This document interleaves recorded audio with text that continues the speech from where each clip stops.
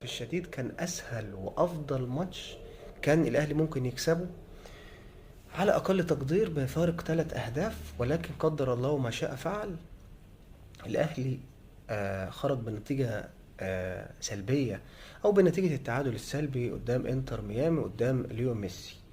شفنا تألق وشوط اول خرافي وشوط اول عالمي من لاعيبة النادي الاهلي. شفنا بن رمضان، وشفنا طبعا حمدي فتحي، مروان عطية، وازاي ان النادي الاهلي كان بيلعب ضغط من نص الملعب على انتر ميامي ماسك كورة.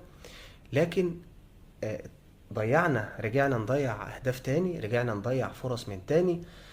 ده قديم كان موجود ايام مستر كولر، اهدار الفرص، وكنا ما صدقنا ان احنا اتخلصنا منه مع الكابتن عماد النحاس. رجعنا مرة تانية في كأس العالم للأندية بنبدأ نرجع نضيع فرص من تاني. تريزيجيه اهدر ركلة جزاء.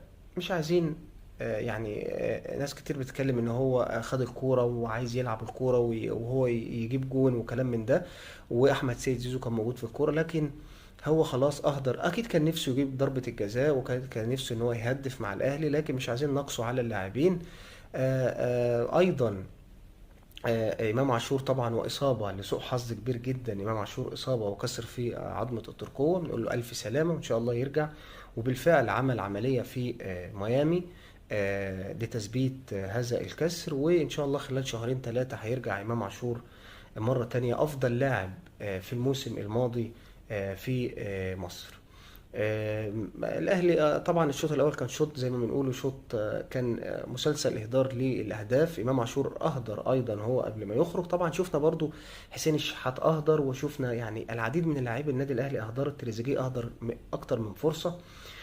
الشوط الثاني تحول، انتر ميامي مسك كوره على النادي الاهلي، اضاع العديد من الفرص. شفنا في الشوط الاول تالق حارس ميامي، وفي الشوط الثاني كان تالق محمد الشناوي اللافت. محمد الشناوي 37 سنه او 36 سنة، يعني بيأدي اداء عالمي، بيثبت ان انا الشناوي، انا موجود، انا افضل حارس في مرمى في مصر. لفت الضوء بقوة. العديد من الصفحات العالمية والمواقع العالمية اتكلمت على الشناوي وعلى تألقه في هذه المباراة. هارد لك للنادي الأهلي عدم الفوز، ولكن لسه بقى اللي جاي. هنشوف بقى في المباراتين الباقيتين في المجموعة، إن شاء الله الأهلي يحقق نتائج إيجابية في خلال المباراتين المقبلتين.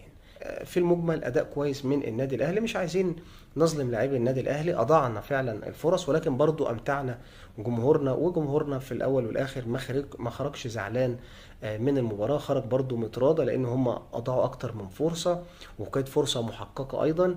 ويعني نقطة هنا ونقطة هنا، وإن شاء الله في المباراة القادمة النادي الأهلي يعني يحاول إن هو ياخد المباراة ويفوز، ويقدر إن هو يصعد للدور القادم.